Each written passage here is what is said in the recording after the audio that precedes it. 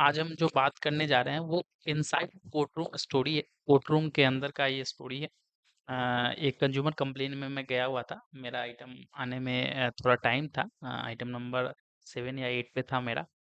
तो स्टार्टिंग में टाइम था कुछ, तो पहले पहुंच गया था। तो देखा कि ये जो नोटिस बोर्ड था कंज्यूमर कोर्ट का, उसमें ये जो जजमेंट है हाई कोर्ट दिल्ली का, वो पेस्ट हुआ हुआ था। रिट पिटीशन सिविल था। तो मैंने पढ़ने की कोशिश किया, मुझे बहुत ही मतलब हेल्पफुल लगा।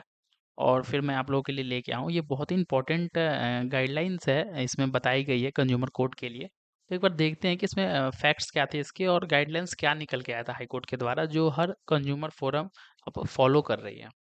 ये इसका writ petition civil 7737/2024 case number है, high court of Delhi at new Delhi का। इसमें जो फैक्ट्स है वो जो फैक्ट्स ये हैं कि petitioner are practising advocate registered with the bar council of Delhi. Petitioner खुद एक एडवोकेट है जो कि बार काउंसिल में इनरोल्ड है। They represent there client before the consumer court in the district and the national level. Their grievance arises from a systematic issue concerning the representation of parties before consumer courts by non-advocate agents, representative social organization। इनका grievance था ये कि बहुत सारे consumer court में जो party है, वो अपना नॉन एडवोकेट के वो या बिना विदाउट रिप्रेजेंटेटिव के डायरेक्टली अपेयर हो रहे हैं। इसके रिलेटेड इनका ग्रीवांस था। फिफ्थ पॉइंट में इनका ये था, इनके पिटिशन में, the petitioner contain that a growing trend of non advocate appearing. जो ये ट्रेंड चलते हुए आ रहा है कि बिना एडवोकेट के अपेयर होना डायरेक्टली पार्टी के द्वारा। The petitioner contain that growing trend of non advocate appearing before consumer court without proper authorization has emerged, which is in violation of the framework of consumer protection procedure for regulation of allowing appearance of agent or representative or non-advocates or voluntary organization before the consumer for regulation 2014। I regulation 3 of the said regulation permit parties to be representative through non-advocate agent, representative social organization is an individual complaint case, appeal or revision. This is a subject to duly authenticated authorization made by a party in favor of such non-advocate agents, representative social organization. Further, the regulation prescribe additional condition to ensure adherence to procedural integrity. Next point में, it is pointed out that the condition mandate in the regulation are not being adhered to, and that there are several instances which where such agents or non-advocate are appearing before the court merely on the strength of a purported authorization. One such incident is recorded below। इन्होंने एक case का अपना बताया था कि इस case में ऐसा किया गया कि बहुत सारे कंज्यूमर फोरम है, बहुत सारे कंज्यूमर कोर्ट में होता ये है कि जो सामने वाली पार्टी है वो विदाउट एडवोकेट के, विदाउट कोई एजेंट के, विदाउट एनी रिप्रेजेंटेशन के केस में अपेयर होते हैं, जो कि ये रेगुलेशन के खिलाफ भी है। जो रेगुलेशन जो 2014 का था उसके खिलाफ भी है। और इन्होंने अपना एक केस का डिस्कस भी किया, इस रिगार्डिंग इनका कंसर्न था। तो कोर्ट का क्या ऑब्जर्वेशन है, कोर्ट ने क्या गाइडलाइंस दिया, अब इस पे हम बात करेंगे।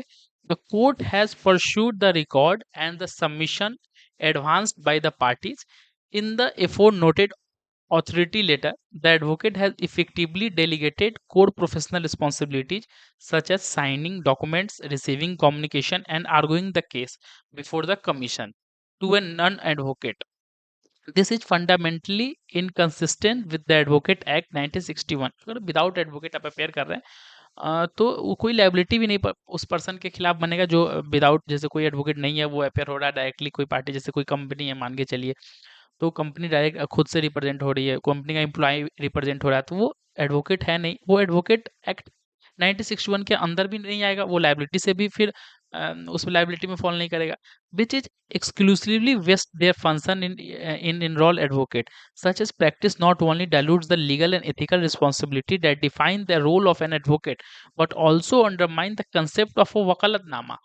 Furthermore, the practice raises serious concern about professional privilege and confidentiality, as non-advocate are not bound by the Advocate 1961। वही बात कहा गया कि जो नॉन एडवोकेट है वो ये सारी रिस्पॉन्सिबिलिटी से, ये सारे प्रिविलेज से, ये सारे कॉन्फिडेंशियल से ये बाउंड नहीं होंगे अगर डायरेक्टली वो अपेयर हो रहे हैं तो कुछ गाइडलाइंस इसमें बताया गया। In light of the afford mentioned concern, the court deems it imperative to issue appropriate direction as follows।